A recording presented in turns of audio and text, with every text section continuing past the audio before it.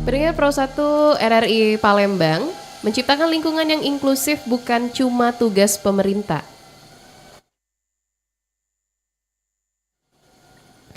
Tapi juga tanggung jawab kita semua, terutama generasi muda. Dan hari ini di Ruang Disabilitas dan Inklusi kita akan membedah bagaimana peran nyata anak muda dalam menciptakan ruang yang ramah bagi kita semua. Di studio Pro 1 dari Palembang sudah hadir bersama saya dua sosok hebat dari Departemen Humas Rumah Disabilitas. Ada Kak Alia Adawiyah dan juga Kak Tera. Hai, gimana kabarnya hari ini? Halo, alhamdulillah aku cukup baik untuk hari ini. Alhamdulillah. Tera gimana hari ini kabarnya? Alhamdulillah juga baik. Alhamdulillah. Terima kasih ya sudah menyempatkan waktu puasanya hari ini untuk datang ke Studio Pro 1 berbagi bersama pendengar.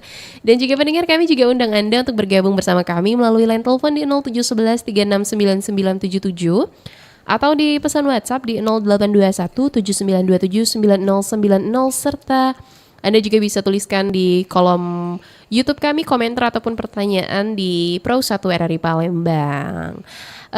Kita ke Kak Alia dulu mungkin. Kak Alia gimana nih kesibukannya akhir-akhir ini? Kesibukan aku hari ini ya, karena aku juga mahasiswa semester akhir, jadi mungkin ya fokus untuk jurusan skripsi untuk saat ini. Mungkin cuma itu aja sih. Kalau untuk di rumah disabilitas, aku masih untuk merancang program kerja selanjutnya untuk tahun ini kayak gitu, Kak. Oke, tapi ini kan semester akhir nih. Gimana sih ngebagi waktunya di organisasi dan juga untuk prioritaskan kuliahnya? Karena kebetulan semester akhir itu kan lumayan untuk waktunya itu kan enak untuk ngatur ya, karena lebih banyak kita tuh paling ke kampus ya ngadep dosen, udah ngadep dosen ya udah kayak gitu. Sudah bimbingan ya selesai. Setelah itu kita kosong. Nah, itu bisa dipakai waktunya buat di komunitas kayak gitu, Kak. Oh, spare time-nya kalau untuk mahasiswa semester akhir ini sebenarnya lebih banyak daripada dibandingkan maba gitu ya? Iya, betul, Kak. Oke, Kak Tera gimana nih hari ini? Kabarnya baik? Alhamdulillah baik. Kesibukannya gimana?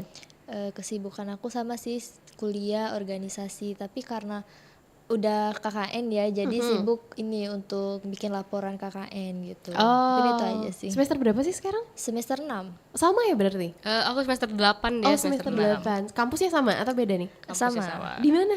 Di UIN Raden Kota Oh, Palembang. begitu.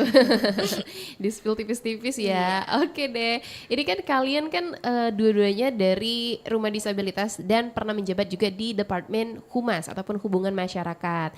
Hari ini kita membahas mengenai langkah anak muda untuk lingkungan yang lebih inklusif. Menurut kita ke Alia dulu aja kali ya. Menurut Alia sendiri apa sih arti kata inklusif dalam satu kalimat mungkin lebih? Mungkin lebih ya aku jelasin ya, kayak inklusif tuh bagi aku kata tersebut tuh sama seperti kayak inklusif tuh mencangkup semuanya seperti itu. Entah dari jabatan atau mungkin komunikasi atau mungkin sosialisasi, itu pokoknya inklusif itu ya mencangkup semuanya menjadi satu seperti itu. Oke, Tara gimana nih? Kalau aku sendiri sih untuk kata arti inklusif itu kita itu menciptakan sesuatu yang aman, setara untuk semua golongan atau jenis orang-orang yang kita temui. Mungkin itu aja. Oke, sejauh mana sih Tera peran Humas dalam menyuarakan isu disabilitas khususnya di kota kita, Kota Palembang? Kalau untuk sekarang sejauh mananya itu cukup jauh, karena Humas juga kan tugasnya kayak audiensi kemana-mana gitu, terus cari sponsor, terus untuk mempromosikan juga tentang isu-isu disabilitas gitu. Tapi Alia, ada nggak sih tantangan terbesar saat pertama kali kalian terjun di dunia isu inklusivitas ini? Kalau tantangannya sih bagi aku ya ke tempat-tempat sih, Kak. Kan kebetulan humas itu, kalau humas di komunitas dan juga itu berbeda sekali dengan humas yang ada di kantor atau di perusahaan ya, Kak. Jadi humas komunitas itu kayak jauh lebih mencari sponsor mungkin atau juga media partner dan juga audiensi terhadap beberapa perusahaan atau mungkin pemerintahan. Jadi susahnya di situ kalau misal kita baru pertama kali terjun di humas, dimana kayak kita tuh harus menyampaikan tujuan kita memberikan proposal ke beberapa perusahaan tersebut atau mungkin ke pemerintahan tersebut, kayak ngomongnya itu pasti kaku kan di awal.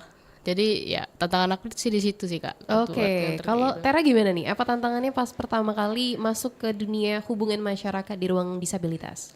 Kalau aku sih banyak tantangannya karena kan juga bergabung di hubungan masyarakat rumah disabilitas itu juga menjadi pengalaman yang baru karena aku baru minatnya di humas gitu. Awalnya sih cuma coba-coba aja, ternyata oh berat banget karena kayak dibilang sama Kak Alia tadi kita harus cari sponsor, terus ngasihkan apa namanya tuh proposal, terus jelasin tujuan apa maksud kita untuk dari proposal tersebut. Jadi mungkin di situ tantangannya karena jujur belum pernah kayak audiensi ke kayak ke wali kota gitu, jadi kayak itu menjadi tantangan yang berat sih karena harus face to face langsung sama orang yang penting gitu. Oke, tapi kan ini dari penjelasan kalian berdua kalau humas di ruang disabilitas ini lebih ke mencari sponsor, terus juga ketemu-ketemu mungkin orang-orang yang bisa kita katakan hebat ya. Itu melatih skill kalian nggak menurut kalian? Iya tentu melatih skill gimana cara berbicara kepada orang penting dan bagaimana mencapaikan maksud dan tujuan kita tuh kepada mereka kayak gitu. Kita perlunya apa, mereka maunya apa itu bisa diobrolin. Jadi skill untuk ngomong komunikasi satu sama lain tuh bisa terasah lah kayak gitu. Oh, baik ya berarti. Ini kalau humas di ruang disabilitas ini dia manage untuk akun sosial media juga apa enggak? Kalau kemarin itu sempet megang tapi nggak manage semuanya. Jadi kalau misal ada DM entah dari perusahaan atau mungkin dari komunitas lain itu biasanya kami yang meresponnya Kak. Jadi kalau misal postingan itu full untuk multimedia. Oh, berarti sudah ada divisi lain selain humas yang handle untuk social media, konten segala macam gitu ya? Iya Kak. Baiklah. Tapi Tera, menurut Tera nih, apakah Palembang saat ini sudah cukup inklusif saat ini? Menurut aku sih belum terlalu inklusif karena untuk melihat secara umum masih banyak gitu kayak teman-teman disabilitas itu masih mendapatkan perlakuan yang kurang mengenakan gitu dari teman-teman yang mungkin lebih normal gitu. Terus mereka juga sebagai sesama difabel juga mungkin mereka udah inklusif, udah menerima satu sama lain. Tapi ketika datang orang baru, kalau kayak ada itu kasus pernah Tera ke sekolah itu ada dari orang baru datang di sekolah tersebut, yang sekolah tersebut di mana menaungi teman-teman disabilitas kan. Nah mereka itu masih kayak merasa terancam gitu karena mungkin kebanyakan orang-orang yang lebih dari mereka itu mungkin memandang mereka itu lebih rendah. Mungkin itu saja sih kayak kurangnya kepedulian terhadap isu-isu disabilitas tersebut. Seberapa sering kita ini sebagai anak muda sebenarnya berinteraksi dengan teman-teman disabilitas dalam keseharian kita biasanya?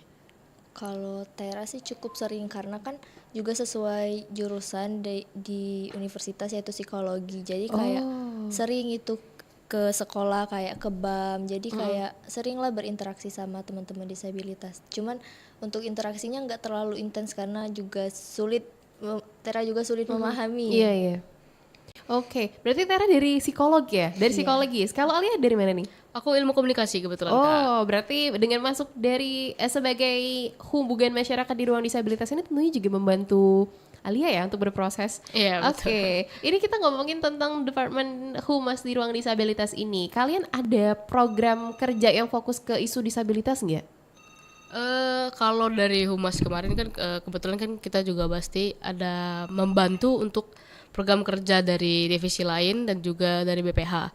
Jadi program kerja kami itu mungkin ya membantu itu untuk mencari sponsor, media partner, paling itu aja sih Kak. Terus kemarin kebetulan sebenarnya kami ingin mengadakan full itu dari divisi kami untuk Hari Anak. Namun pas dilihat gak mungkin deh kalau kami nge-handle seluruhnya dari divisi kami. Jadi kami alihkan kepada BPH seperti itu Kak. Oh, baik-baik. Ini kita sudah ada terputus ya. Pendengar kami masih undang Anda untuk bergabung melalui line telepon kami di 0711369977 atau melalui pesan WhatsApp di 082179279090. Serta kalian juga bisa kunjungi kanal YouTube Pro 1 Palembang untuk meninggalkan komentar ataupun pertanyaan. Nah, kita ke Kak Alia lagi nih. Kak Alia, waktu itu sekretaris humas ya? Bukan, aku oh ya sekretaris departemen humas. Oh, Iya, sekretaris iya. departemen humas. Aduh, lupa Oke. lagi aku. Puasa ini. Oke, ini kita sudah ada pendengar yang bergabung melalui line telepon kita. Pro 1, selamat siang. Selamat siang Mbak Eka. Hari ini Mbak Alvina, Bapak. Oh, Dengan siapa di mana, Bapak? sama Pak Hari di Kayu. Oke, gimana nih Pak? Mau tanya apa? Ini saya mau tanyakan apa saya maksud dengan kelompok komunitas itu? Oh, kelompok disabilitas Pak ya? Iya. Oke, baik. Itu aja Pak Zahri. Ya, assalamualaikum. Iya, waalaikumsalam warahmatullahi wabarakatuh. Baik, itu pertanyaan dari Pak Azhari di Sekayu, katanya apa sih yang dimasukkan dengan kelompok disabilitas? Mungkin siapa yang mau menanggapi? Tera dulu aja kayaknya ya, silakan Tera. Kelompok disabilitas itu merupakan kelompok teman-teman yang mungkin mempunyai kelebihan lebih dari kita yang sama. Jadi interaksinya antara mereka gitu. Jadi untuk yaitu kelompok yang mempunyai kelebihan masing-masing. Oke, Alia mau menambahi? Maksudnya pertanyaan kelompok itu Iya. kayak gimana sih? Kak? Iya, Sebenarnya iya. agak bingung Terlalu kita. general ya. Kita itu agak general, atau mungkin pertanyaan tuh disabilitas itu dibagi berapa kelompok? Mungkin ada bisa lah kami jelasinnya itu. Boleh Agak dijelasin. bingung sih.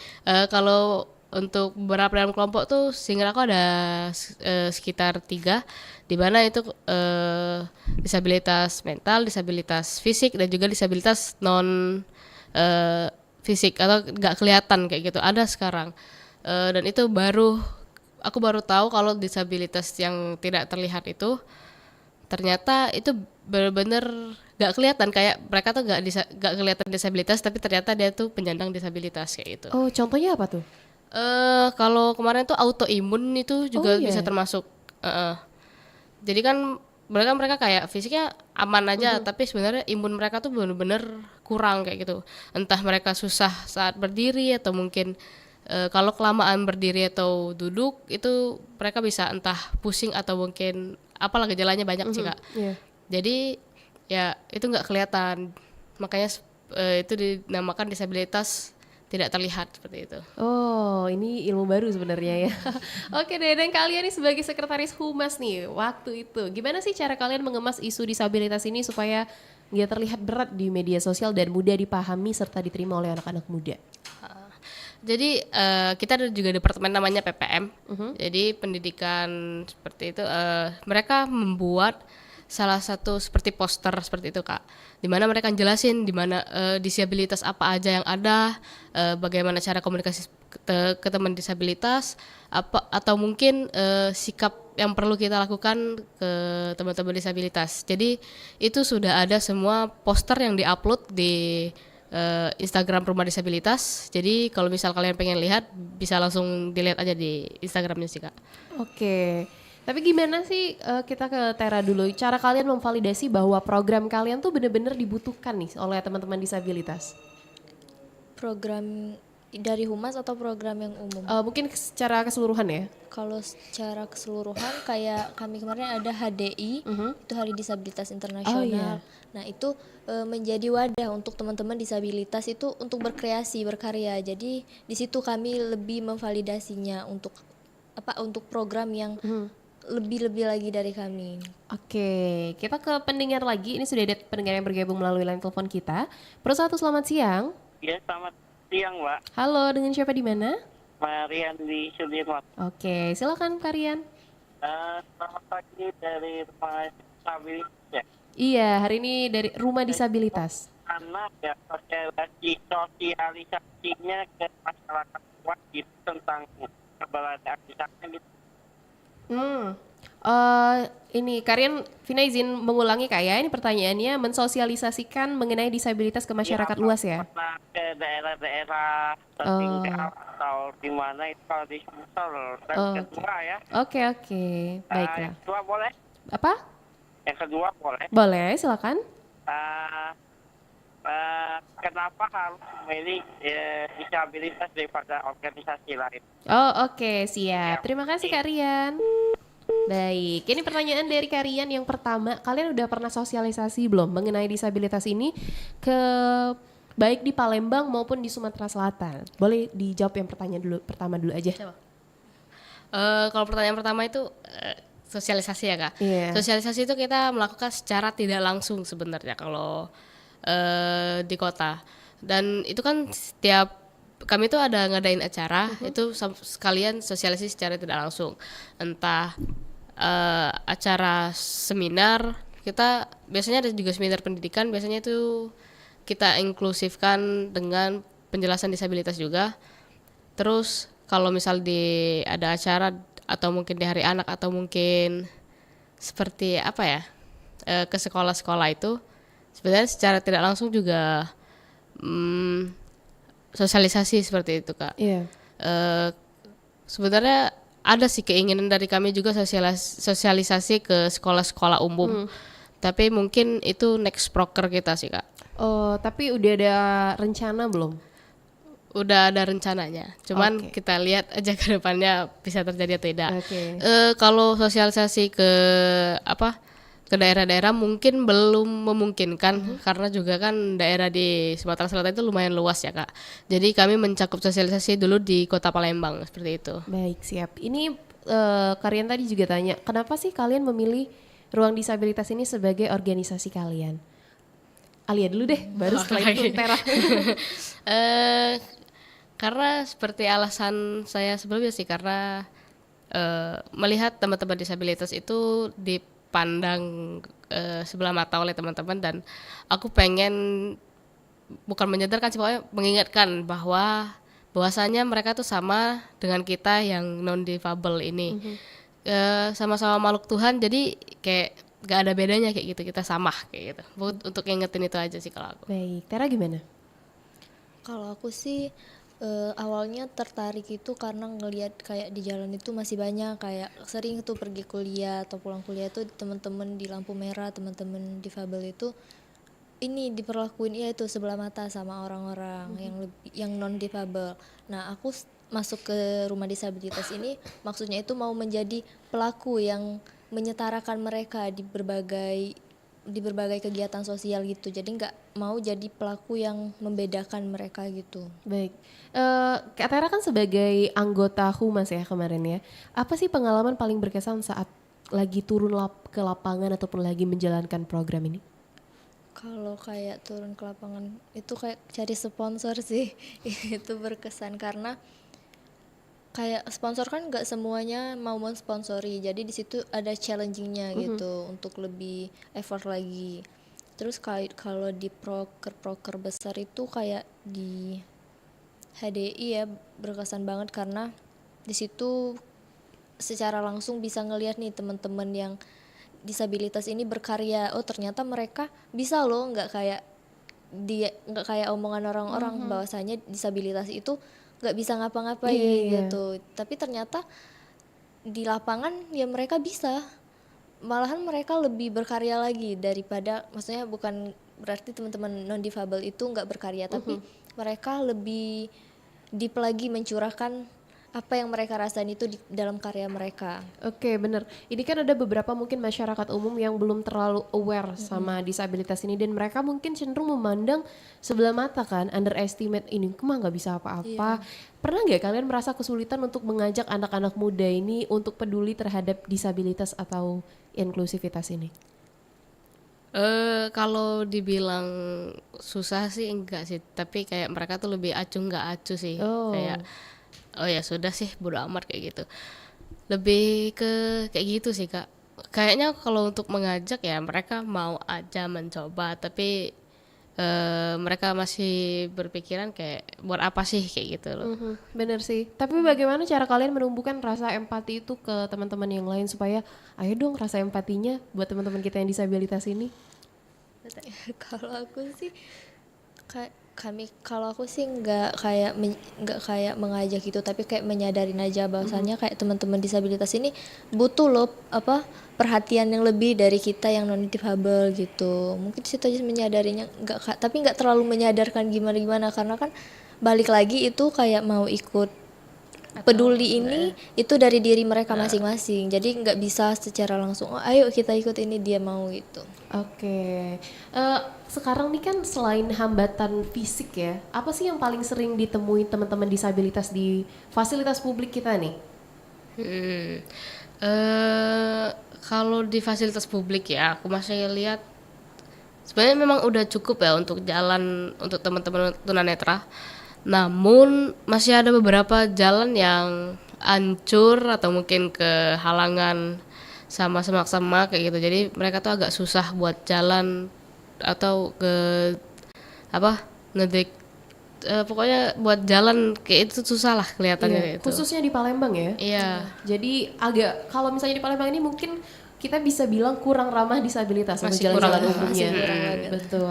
Baik, Tera dan juga Alia, kita akan kembali lagi masih di Ruang Disabilitas dan juga Inklusivitas. Kita break sejenak. Setelah ini kita masih akan bergabung bersama pendengar. Anda bisa kami undang Anda untuk bergabung melalui line telepon di 0711 3699977 atau melalui pesan WhatsApp di 0821 792 79090. Sejarah bahasa isyarat sudah ada sejak ribuan tahun yang lalu. Dalam catatan sejarah Yunani kuno, seorang filsuf terkenal Plato menggambarkan orang tuli yang berkomunikasi menggunakan gerakan tangan.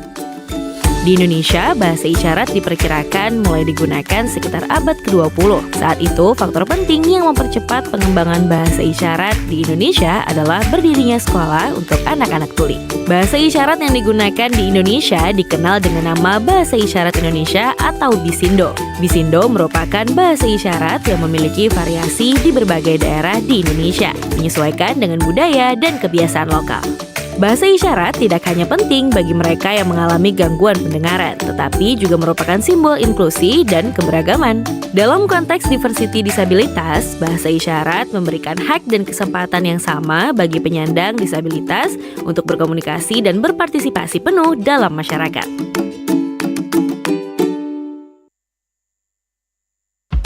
Difabel atau disabilitas, ada yang beranggapan kedua kata ini memiliki makna yang sama. Ada pula yang beranggapan sebaliknya. Sebenarnya, istilah disabilitas dan difabel adalah untuk mengganti sebutan penyandang cacat yang terkesan kasar dan merendahkan penderitanya. Tapi kedua istilah tersebut memang memiliki perbedaan makna. Secara umum, istilah disabilitas berasal dari serapan kata disability atau disabilities yang diartikan sebagai ketidakmampuan.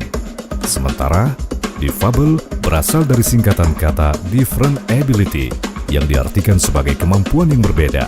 Istilah penyandang disabilitas muncul menjelang ratifikasi Konvensi PBB mengenai hak-hak penyandang disabilitas.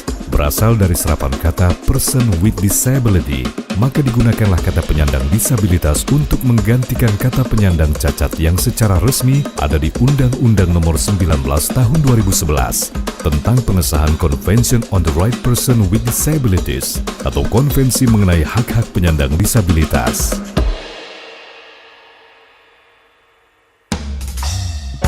Tahukah Anda bahwa Louis Braille bukanlah penemu huruf Braille? Huruf Braille diciptakan prajurit Prancis bernama Charles Barbey. Saat itu, Barbey, yang merupakan pasukan Napoleon Bonaparte, menciptakan sistem penulisan unik saat perang. Banyak prajurit kurir yang mati ketika mengirim pesan karena masih menggunakan penerangan. Barbey menciptakan sistem penulisan unik dinamakan tulisan malam sonografi Barbey yang digunakan para pasukan di malam hari tanpa penerangan dan tidak memerlukan penglihatan. Sementara itu, di sebuah desa kecil di Capre, Prancis, tinggal seorang bocah tunanetra bernama Louis Braille. Anak ini kemudian berteman dengan Barbey beberapa tahun setelah Perang Prancis usai. Braille kemudian mengadopsi sistem penulisan yang diciptakan Barbey untuk melakukan komunikasi secara efisien dengan teman tunanetra lainnya, sehingga huruf Braille dikenal sampai sekarang.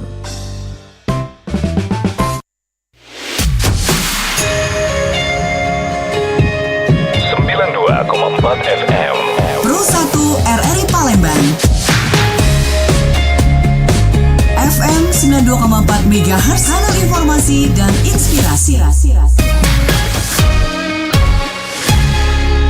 92,4 FM Pro 1 dari Palembang, kanal informasi dan inspirasi. Pendengar, kita masih berada di dialog Ruang Disabilitas dan Inklusi yang hari ini membahas mengenai langkah anak muda untuk lingkungan yang inklusif. Kami masih undang Anda untuk bergabung bersama kami melalui line telepon di 0711 3699977 atau di pesan WhatsApp 0821 792 79090. Serta kalian juga bisa tinggalkan komentar ataupun pertanyaan di kolom YouTube kami di Pro 1 Palembang. Dan ini sudah ada beberapa pertanyaan masuk nih di kolom chat YouTube kita. Kita bacakan ya. Ada dari Gea Widianti. Ini pertanyaannya, sering kita lihat trotoar dipakai jualan atau parkir motor. Sebagai anak muda, gimana cara kita negur tanpa bikin keributan, tapi tetap bisa balikin hak pejalan kaki dan disabilitas? Nah, gimana nih Tera? Tanggapan dari pertanyaan ini? Kalau untuk kayak itu tuh kan ini ya pekerjaannya dishab. Jadi kayak kami mungkin sebagai orang umum kayak kalau negur langsung itu mungkin dia kayak nggak ngedengarin. Iya. Karena kami nggak ada wewenang juga kan. Nah mungkin kami sebagai anak muda akan melaporkan ke pihak yang berwenang, pihak ini apa dishabnya gitu atau sapam-sapam di sekitar gitu sih. Oke, Alia mau menambahi? Ya kalau misalnya kita langsung tegur itu pasti mungkin memunculkan keributan ya, karena tahu sendiri ya orang Palembang kayak gimana kayak gitu kan. Kalau misal ditegur ya nggak terima, ya udah langsung hantam deh ya. Makanya lebih baik kita langsung hubungi entah Satpol PP atau mungkin Dishub, itu laporkanlah apa yang jadi keluhan kita. Ya moga-moga didengar kayak gitu. Amin.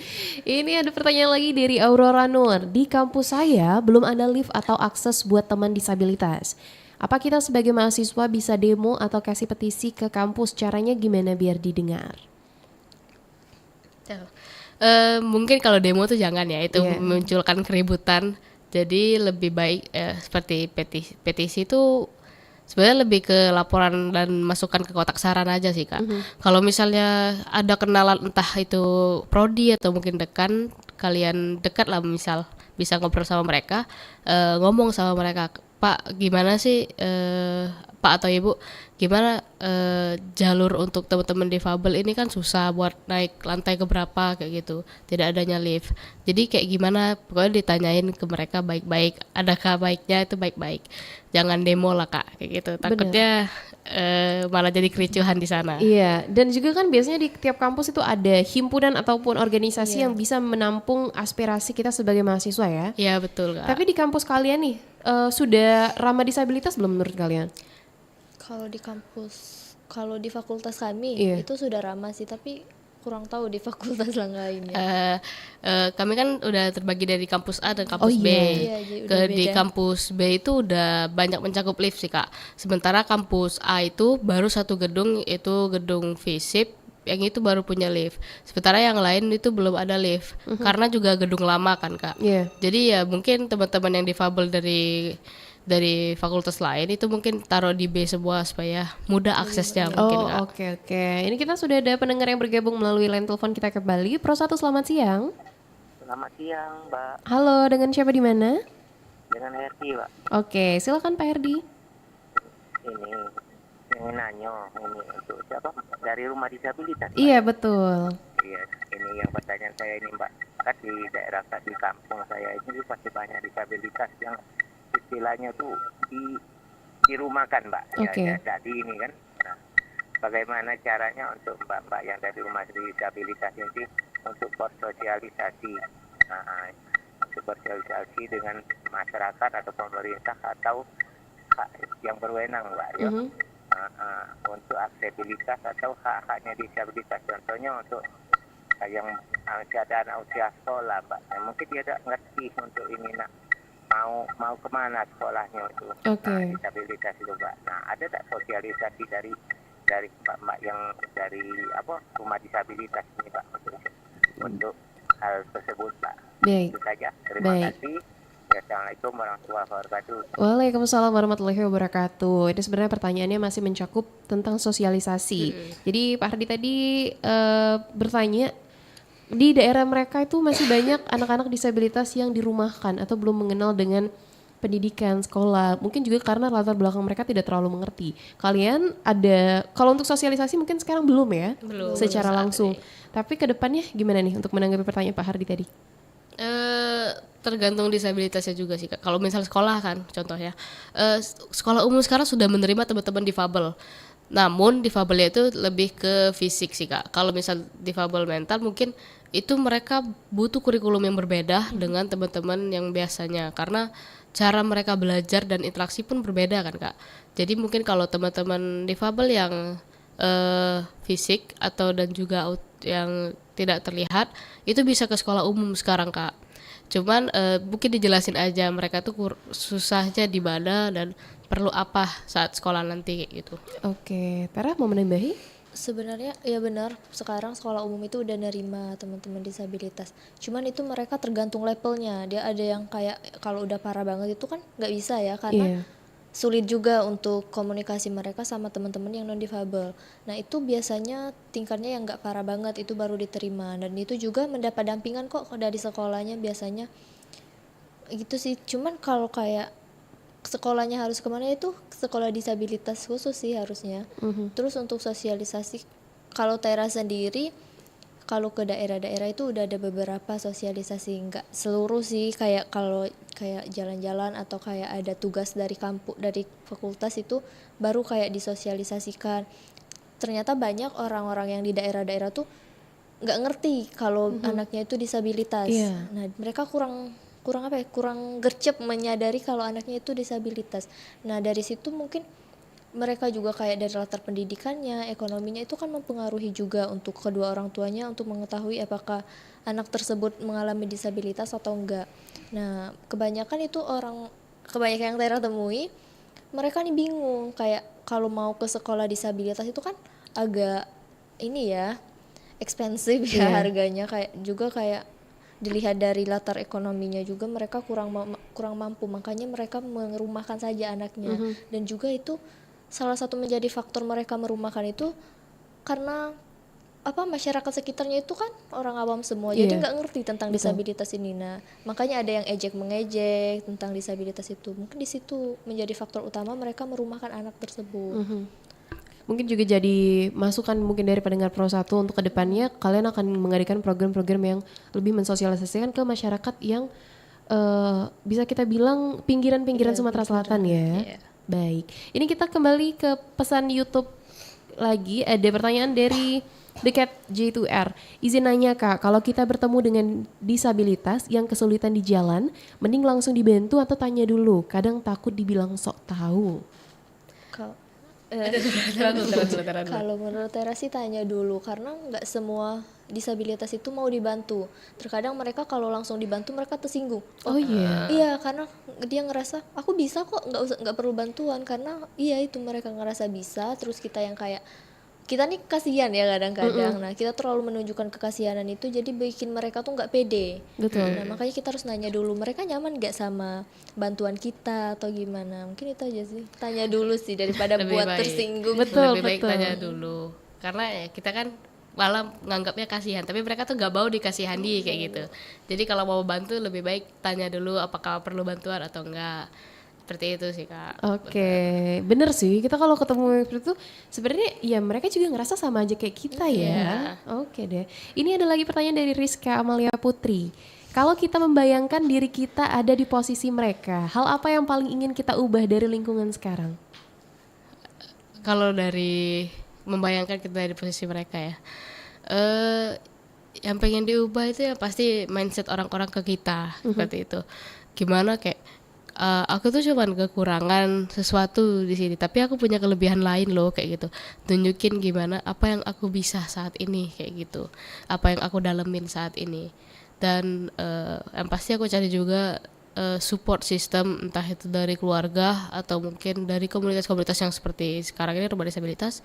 Itu aku usahakan akan ku cari kalau aku seorang penyandang difabel kayak gitu. Tera?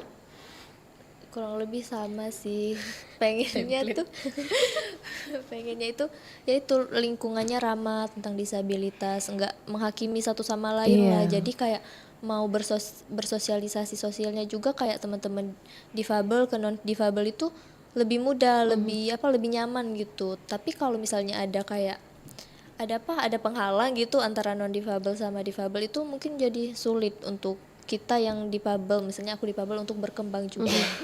Tapi selama kalian terjun di ruang rumah disabilitas ini, apa sih perubahan yang paling positif yang kalian lihat dari anak muda, khususnya di Palembang ya, terhadap teman-teman disabilitas sekarang?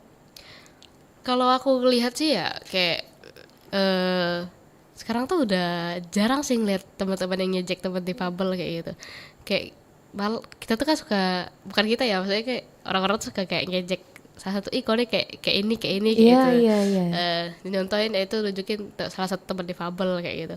Sekarang tuh udah jarang, syukurnya udah hampir nggak ada lagi yang ngejek kayak gitu, karena juga sekarang kan Gen Z itu sangat bodoh amat ya orangnya.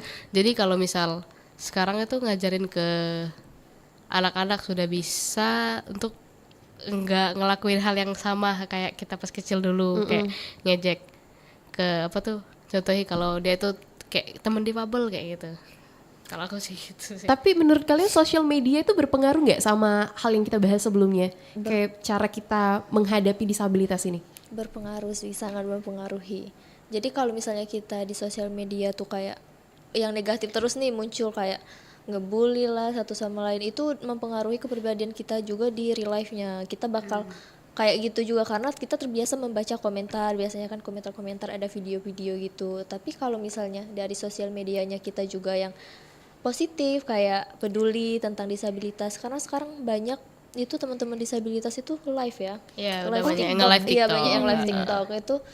Itu bisa bikin kita nih sebagai kayak kita nih secara nggak langsung kayak ngasih gift itu tuh kayak ngebantu support mereka, juga mensupport mereka. gitu. Nah, jadi dilihat sekarang sih kayak ada salah satu live itu yang jual kurma.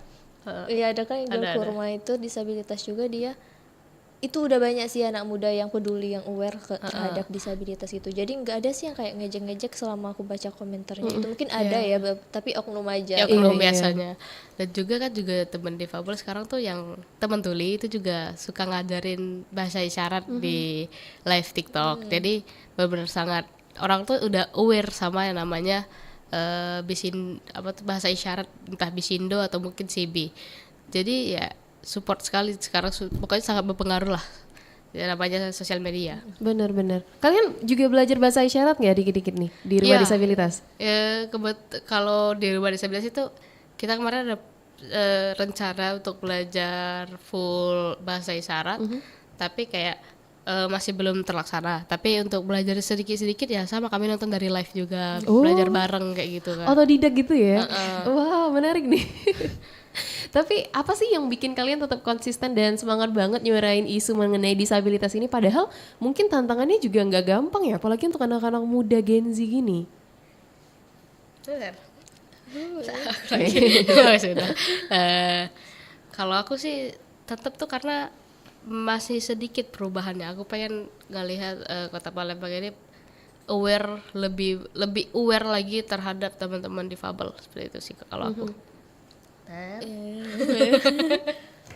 Iya sih, karena kan masih dikit yang nggak di Palembang aja sih pengennya, jadi kayak seluruhnya gitu.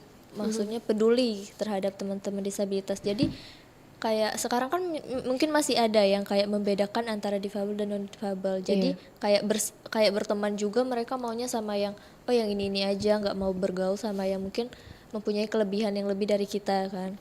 Nah, maunya itu setara sih, kayak nggak ada perbedaan antara difabel dan non difabel. Jadi kayak berteman itu ya nyaman-nyaman aja, untuk menciptakan ruangan yang aman gitu tuh pengennya segitu aja. Oke, ini kalian kan di ruang disabilitas nih, mungkin ada juga nih anak-anak Gen Z ataupun mungkin milenial yang mau juga jadi relawan di rumah disabilitas ini. Kalian lagi ada open recruitment atau gimana nih? Iya, ada.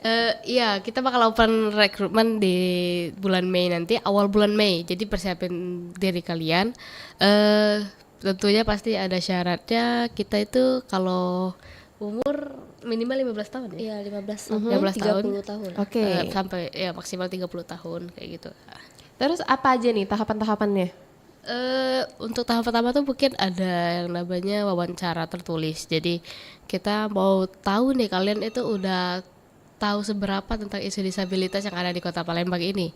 Terus kemudian ada sesi wawancara, yaitu sesi di mana kami mau nanyain nanti kan ada kepilihan departemen. Jadi kami mau nanyain kayak yang dia tahu tentang departemen itu dan alasan dia kenapa mau departemen tersebut kayak gitu. Oh, berarti tahapannya screening dulu ya. Awalnya pasti screening tentang data pribadi ya. Iya, Setelah itu betul. wawancara. Setelah itu baru deh LDO ada. Oh, LDO juga. Setelah LDO baru resmi jadi anggota jadi rumah. anggota. Oke, ini teman-teman kalau mau lihat keseluruhan informasinya bisa langsung ke Instagram aja. Betul, bisa langsung ke Instagram Instagramnya kita. apa? Rumah Disabilitas _Palembang. Oke, jadi teman-teman Pro 1 buat yang mau join ataupun mau gabung ke Rumah Disabilitas, buat mau jadi relawan ini bisa langsung aja kunjungi ke Instagramnya Rumah Disabilitas _Palembang. Oke, dan ini kita sudah terputus ya. Ini karena lintas waktu kita sudah hampir menunjukkan pukul 11 waktu Indonesia Barat. Tera dan juga Alia. Ini mungkin sebagai penutup kita ke Tera dulu ya. Apa sih satu pesan yang paling penting yang pengen banget Tera sampaikan ke anak muda supaya lingkungan kita nih benar-benar jadi ruang inklusif buat kita semua? Untuk anak muda, terutama untuk diri saya sendiri ya, jangan terlalu memiliki batasan untuk kita berteman. Sebenarnya berteman itu boleh aja sih.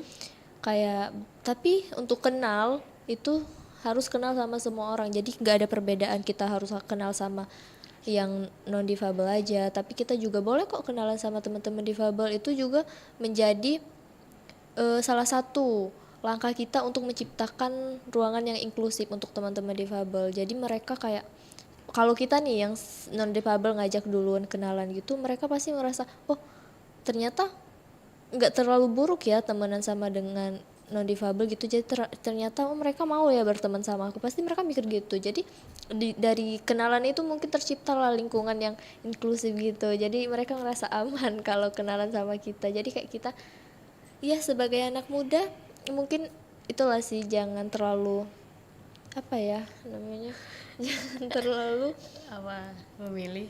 Iya, jangan terlalu memilah gitu. Sebenarnya boleh aja sih, cuman ya itu tadi, kita harus menghargai juga sih, karena setiap orang tuh mempunyai kelebihan dan kekurangannya masing-masing. Benar sekali, bijak ya Kak Tera ya. Kalian gimana nih sebagai penutup, satu pesan yang paling penting yang mau disampaikan ke anak muda? Kurang lebih hampir sama-sama Tera, karena kalau kita tuh sama, tidak ada perbedaan, cuman perbedaan difabel dan non difabel. Jadi ada baiknya kita saling interaksi dan bersosialisasi satu sama lain. Jadi jangan pandang orang sebelah mata, karena pada akhirnya di mata Tuhan kita tuh sama. Betul sekali, wow. Bijak banget ya. Iya ya. Tidak disangka tidak diduga, itu karena ini mungkin ya mahasiswa semester akhir kali ya. Jadi udah kebanyakan nongkrong. Tapi pendengar, ini gak kerasa kita udah hampir 1 jam ngobrol bareng Kak Alia dan juga Kak Tera.